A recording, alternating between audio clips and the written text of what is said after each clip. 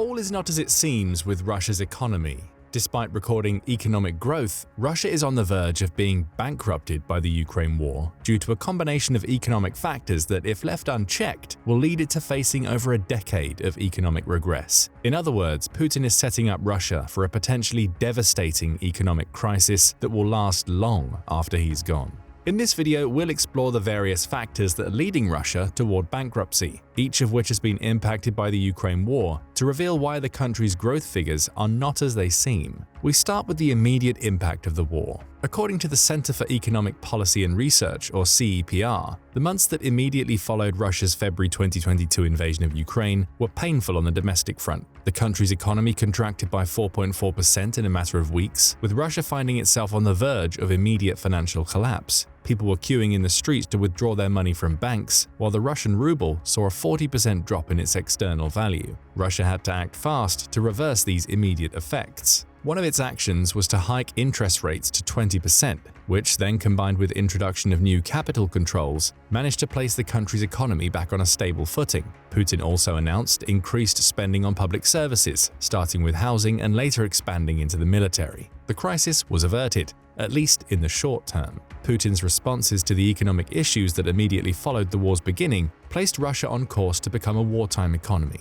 We'll cover that issue in more detail later. First, it's important to note the sheer cost of the Ukraine war to Russia: between $500 million and $1 billion per day. Ground Report revealed these figures in May 2022. Writing about a study published by the Center for Economic Recovery, it pointed out the first 5 days of the war alone cost Russia somewhere in the region of $7 billion. That amounts to $1.4 billion per day. Granted, these costs would fall, as the initial invasion was intended to be a smash-and-grab operation, in which Russia poured many of its best soldiers and equipment into Ukraine in an effort to conquer the country quickly. When that failed, Russian spending would decrease, though it remains at a high level. Importantly, the study only included direct losses, such as equipment and the cost of personnel, in the $7 billion figure. It also noted the human losses during those first 5 days would likely cost Russia a further $2.7 billion in GDP in the years that followed the war. As the war evolved from a smash and grab into a war of attrition, new figures started to emerge. For instance, US military expert Robert Farley claimed that Russia was spending around $500 million per day, though the actual figure may be much higher. That's according to Ukraine.ru, which is a Russian-operated website owned by the Russia Today state-owned media company. They claim that the cost of a single day of the special military operation could be as high as $20 billion. Other reports base their cost on Russia's past wars. Ground Report notes that Russia spent $2.4 million per day on its special military operation in Syria. That operation saw it commit 1,600 troops. By May 2022, Russia had already sent 149,000 soldiers into Ukraine. A little maths shows us that this would lead to a daily cost of $223.5 million per day, though that doesn't account for the much larger equipment load in the Ukraine war, or the fact that Russia has committed hundreds of thousands more soldiers to Ukraine since May 2022. Sean Spoontz, the editor-in-chief of the SOFREP media outlet, had his own figures during these early months of the war. Speaking to Newsweek, he claimed that Russia was likely spending $900 million per day to provide its soldiers with ammunition and equipment, as well as to repair and replace damaged equipment. He also pointed out how easily costs can add up, noting that each of the thousands of cruise missiles Russia was launching at the time came with a price tag of $1.5 million. So the figures clearly vary depending on the source. But even when focusing on the potential low end of $223.5 million per day, it's clear that the cost of Russia's special military operation is astronomical. Assuming the figure is true, Russia has been at war with Ukraine for 885 days at the time of the creating of this script. That would put the total direct cost of the war to Russia at $197.79 billion. Spoontz's $900 million per day figure makes the situation appear even worse, as that means Russia has spent a staggering $796.5 billion. The real number likely lies somewhere in between those two. Either way, it's clear that Putin has spent enormously to wage a concerted war against Ukraine. Still, this alone isn't enough to bankrupt Russia. As Statista reports, the country is estimated to have a GDP of $2.056 trillion in 2024 alone, with similar figures seen in 2023 and 2022. In other words, it's generating enough money to cover direct daily costs of the war, even if covering those costs results in economic challenges for the average Russian on the street. But therein lies a problem. The costs discussed so far are only direct, meaning they merely cover how much Russia is spending on military wages and the equipment that it's using during the special military operation. While damaging enough to Russia alone, those direct costs can become a severe problem when combined with indirect economic challenges that have arisen since February 2022. We'll start with the most obvious point: economic sanctions. Since February 2022, the US, UK, and European Union have combined with countries including Canada, Japan, and Australia to impose at least 16,500 sanctions against Russia. Many of these countries have also frozen Russian currency reserves held in their banks, believed to amount to around $350 billion. With some being on the verge of permitting Ukraine to use those funds in its fight against Russia. These include the countries that make up the G7 economic group, which has agreed to provide $50 billion of the frozen assets to Ukraine in the form of a loan. The G7 also levied a sanction against Russian oil. In this case, the West isn't going to stop buying the oil that Russia produces. However, it has imposed a maximum price of $60 per barrel, all with the goal of reducing Russia's earnings from its lucrative energy sector. Granted, Russia has found ways to circumvent some of these sanctions. The Atlantic Council claims it has a shadow fleet of around 1,000 oil tankers that it's using to sell oil abroad for more than $60 per barrel. And given that it's increased oil supplies to India and China to the tune of 8.3 million barrels per day, it's managing to replace the losses caused by the G7's lowered prices and many European countries moving away from Russia as its main oil supplier. That doesn't mean the sanctions have had no impact. The US Treasury estimates that sanctions have cut 5% from the economic growth Russia might have experienced had it not started the war. Plus, it was likely sanctions that were primarily responsible for the early shrinking of Russia's economy during the months immediately following the invasion. And even with the limitations imposed on these sanctions, many were phased in gradually rather than being implemented immediately. They've at least forced Russia to change its economic policy.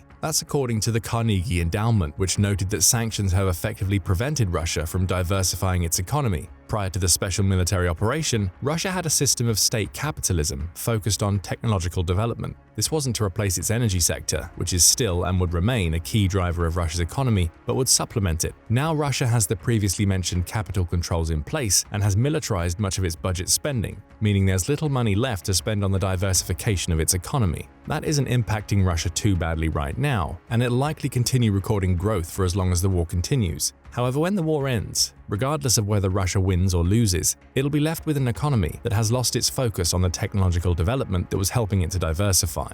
Russia will find itself back where it's been for so many years, relying on gas and oil to prop itself up in the short term, only to find itself potentially impacted by economic shocks later down the line. There's also the hostile issue to consider. In switching to an economic system that features capital controls, Putin has also started labeling almost any country involved in levying sanctions as hostile. Russia has no real guidelines on what hostile actually means, according to the Carnegie Endowment, but the term appears to be the main determining factor in Russia's trade relationships right now. That's why it's doing more business with the likes of Iran, North Korea, the United Arab Emirates, and Turkey. It's even joined up with the Taliban to form an infrastructure consortium in Afghanistan, a move that sees it unite with an age-old enemy. So Russia finds itself in a strange place as a result of sanctions. It's being forced to replace reliable Western trade partners with far less reliable partners in Asia and Africa. Again, that's fine in the short term. The problem for Russia will come after the war if the West decides to continue to isolate it. That could force Russia to continue its shift away from state capitalism,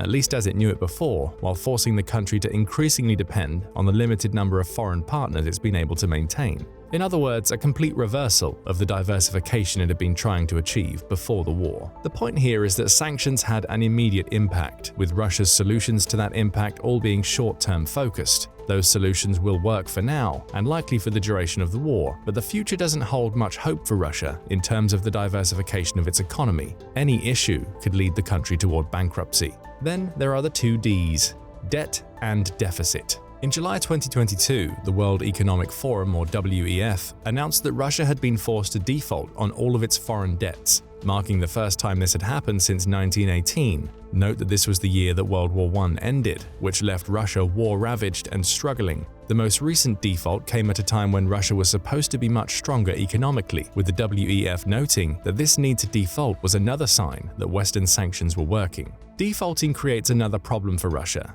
The country will lose access to global investors due to the default, more on that later, and has created a situation in which it's viewed as an increased credit risk. Any foreign organizations that lend money to Russia will now demand higher interest rates and more stringent conditions for their loans. This defaulting also displays how limiting Russia's access to its currency reserves has impacted its economy. The WEF notes that the default came on the back of Russia's failure to repay $100 million in interest on a pair of bonds within a 30-day grace period. Russia claims it made the payment. It says the money got held up by the Euroclear clearinghouse, with the failure likely down to Russia trying to pay its debt in rubles. The problem here is that each bond issued to Russia has a prospectus, which specifies the currency in which interest must be paid. Not having access to that currency due to sanctions and asset freezing means Russia is being forced to default, even in cases where it's got the money to repay. Due to that, the money Russia has coming in from foreign partners who continue to trade with it now means less. It can't be used to repay debts, meaning that Russia again faces a long-term problem. If it ever gets back to the point where Western countries are willing to do business with it again, that business will come at a far higher cost. It's yet another future issue created by Putin's current economic policy. As for the deficit, the UK-based Express newspaper shines a light on what's happening. In March 2024, it reported on the surprising growth of Russia's economy, even including a quote from Putin in which he claimed, "They predicted decline, failure, collapse, that we would stand back, give up, or fall apart. They won't succeed. Our economy is growing, unlike theirs." Again, the surface-level figures make it hard to argue with Putin, given that Russia is projected to achieve record-breaking economic growth in 2024. However, the outlet also quotes author Owen Matthews and his points that Russia is very quickly burning through its cash reserves. Owen, an expert on Russian policy who has penned several books, including Overreach, the inside story of Putin and Russia's war against Ukraine, claims that Russia is spending $4.4 billion a month of the cash reserves held in its national wealth fund. By the end of 2023, that fund was down to $56 billion, a drop in the ocean compared to how much Putin is spending to wage war against Ukraine. That fund would be key to the plans that Putin outlined in his annual State of the Union address, in which he claimed he aims to improve the average Russian's standard of living. That will be a costly task, with Astra Asset Management Investment Director Dmitry Polivoy noting that it would cost at least $130 billion to put Putin's plans into action. That's all money that the National Wealth Fund simply doesn't have. Russia is in a bad spot. It's spending hundreds of millions of dollars per day on the Ukraine war, and it's likely to be impacted negatively by sanctions in the long term. Every measure Putin has put in place to relieve the impact of those sanctions is a short-term fix, including Russia's increased reliance on its energy assets and the few foreign partners it has left. All the while, it's seeing assets get frozen, it's defaulting on debts, and it's draining its national wealth fund. In short, Russia's economic growth appears to be a smokescreen covering up severe financial problems that will harm the country long after the war in Ukraine ends. And it gets worse for Putin and Russia as a whole. Earlier we mentioned that Russia hiked its base interest rates up to 20% in the months following the war. That rate had slowly been coming down to the point where it reached 16% by mid-2024, but the decrease is set to be reversed. In July 2024, Reuters reported that Russia's central bank was preparing to increase its key interest rate again, this time by 200 basis points, which would bring the rate up to 18%. Should the rise go through, it'll be because Russia is being forced to deal with the combination of an overheated economy and rampant inflation. Reuters notes that acute labor shortages, wage growth across multiple sectors, the enormous state spending on the war, and continued increases in retail and corporate lending are collectively to blame for the country's inflation rate running at 9.2%. That's 5.2% over the 4% target the Russian central bank sets for the country. This raises a couple of questions. What does this news mean for Russia's people, and why would Russia want to cool its economy at all? Starting with the second question, the cooling is desired because Russia wants to lower corporate and retail lending rates, which have continued to grow even as inflation has climbed. Russia's central bank recognizes that much of the economic growth the country has seen has come as a result of defense sector spending, and it knows that over-reliance on this economic sector is problematic. Of course, it faces opposition. Many in the defense sector want to see the rates stay at 16% or even decline because lower rates mean they can borrow more money. More borrowing leads to more production, which they argue could lead to economic growth reaching 5% for the year.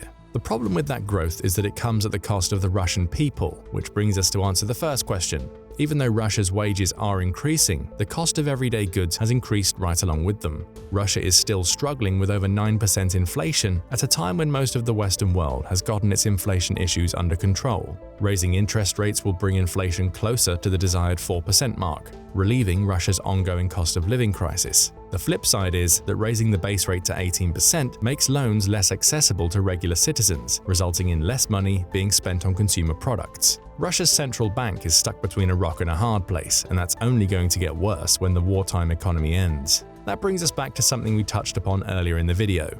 The vast majority of Russia's growth is being fueled by the Ukraine war. In February 2024, The Conversation published an article in which it delved into the state of the Russian economy. Like other articles, it noted that Russia has managed to get around many of these sanctions imposed upon it, at least in the short term. But it also claimed those sanctions don't represent the biggest threat to the country. Instead, the major problem is a lack of economic diversity, a problem only made worse by the war. As mentioned earlier, Russia has pulled investment away from technological development to focus on funding its war. That means oil and gas are still its main sources of income and are, in fact, more important to Russia's economy than ever before. Accompanying this has been a massive increase of around 40% to Russia's public spending budget, almost all of which has gone toward funding the Ukraine war. By the end of 2023, Russia's military spending reached around 10% of its GDP. For context, the United States, which spends more on its military than any other country, will spend 2.9% of its GDP on its military in 2024, with that number dropping to 2.5% by 2034. An entire defense industry had been rebuilt due to the war, with Russia also having to shell out billions for soldier pay, tanks, planes, and the compensation they're paying to families of dead and wounded soldiers. This is all happening amidst the previously mentioned inflation and interest rate problems. Plus, as Yahoo Finance points out, direct investment in Russia is on the decline. The first 3 quarters of 2023 saw this type of investment drop by $8.7 billion. And it gets worse for Russia. According to CEPR, production in industries related to the war has naturally rocketed up, being 60% higher in the spring of 2024 than it was during the fall of 22. That's a consequence of Putin ramping up production to keep pace with the sheer volume of losses, both personnel and equipment-wise, that Russia has experienced in Ukraine. But as touched on before, that increase in wartime production means sacrifices are being made elsewhere. Practically every non-war manufacturing sector in Russia is either flat or in decline. Russia is also still heavily reliant on its energy-related income to fund public spending on wartime activities. Interestingly, says CEPR, this wartime economy has actually seen some of Russia's poorest areas grow at a faster rate than they otherwise would. But therein lies a problem. That growth is coming at the cost of other areas. There is distortion at play within the Russian economy, exacerbated by its military spending, meaning the country's economy is being set up for a rough ride once the war ends. How rough a ride? According to CEPR, economic growth will likely fall to 1% or less per year in the long run due to a combination of factors. Labor won't be a source of growth. More on that in a moment, as Russia has seen a mass exodus along with thousands of its people dying in the war. The heavy investment into wartime productivity has also slowed down productivity elsewhere. This is especially the case in the technology sector, which has seen investment flatline to the point where it'll be far behind the most advanced nations in the world by the time the war ends. Russia can't even rely on direct investment. It's likely to be isolated from capital markets even after the war, meaning most investment will have to come from internal sources. The only 2 things the Russian economy has going for it are high oil prices and its wartime economy. That's what has led some to speculate that Russia can't afford to win or lose the war. Either way, the wartime economy it's created comes to an end, and production, at least at the level we're seeing, ceases. That results in thousands of people out of jobs, while Russia tries to shift its economy back to the state capitalist model of old, which will be under the cloud of frozen assets and the depletion of its cash reserves due to the war. Feeding into these issues is a problem we've already touched upon: labor. According to a BBC report from June 2023, anywhere between 600,000 and 1 million Russians left their country in 2022. Many did so either in protest against the war or out of fear that they will be conscripted into the Russian army. Either way, that's up to 1 million people, and perhaps more in the years since, who have left Russia and can no longer contribute to its workforce. Add to that the casualties Russia has experienced. Ukraine's official war website puts the number at 468,840 troops as of May 1, 2024, with the likelihood being that several 100,000 more will lose their lives as a result of Putin's meat grinder approach. That means that Russia could easily be down by 2 million people by the time the war ends. It's already down by 1.7 million, according to Newsweek. And these are all people who won't be contributing to the country's economy once the war ends. In short, Russia has a labor crisis. A crisis that was already happening before the war started. The situation is so bad that the country was short by 4.8 million workers by 2023, with that problem only getting worse through 2024. The result, according to Reuters, will be stunted economic growth at a time when Russia is burning through its cash reserves and its people to keep the war going. So where does all of this leave Russia? Regress and potential bankruptcy seems inevitable. Russia is running out of workers to the point where some commentators believe that a key condition of its recently signed defensive pact with North Korea is that Pyongyang delivers labor to Russia. Filling that massive gap in the country's workforce will take time, as will revitalizing the industries that have been placed on the back burner as the country's economy has transformed to focus on the war. A war that's costing hundreds of millions of dollars per day. All while the weight of economic sanctions bears down. Direct investment has slowed to a crawl. The country's national reserves are being drained to the point where they'll likely be empty within 12 months. Russia is defaulting on its debt, and the economic challenges it faces in terms of its relationship with the rest of the world aren't simply going to go away when the war ends. Sanctions and trade challenges will persist long after. And of course, regular people will feel the brunt of this bankruptcy. Rampant inflation is raising the cost of living substantially, with high rates of interest making it more difficult to borrow money. It all adds up to Russia heading for an economic fall, one you might never predict if you took its current growth figures at face value. But what do you think? Is the economic picture as grim as it appears for Russia, or will it be able to pull itself out of its financial hole once the war ends? Share your thoughts in the comments section, and thank you for watching the video. Now go and check out why Russia is on the edge of total collapse, or click this other video instead.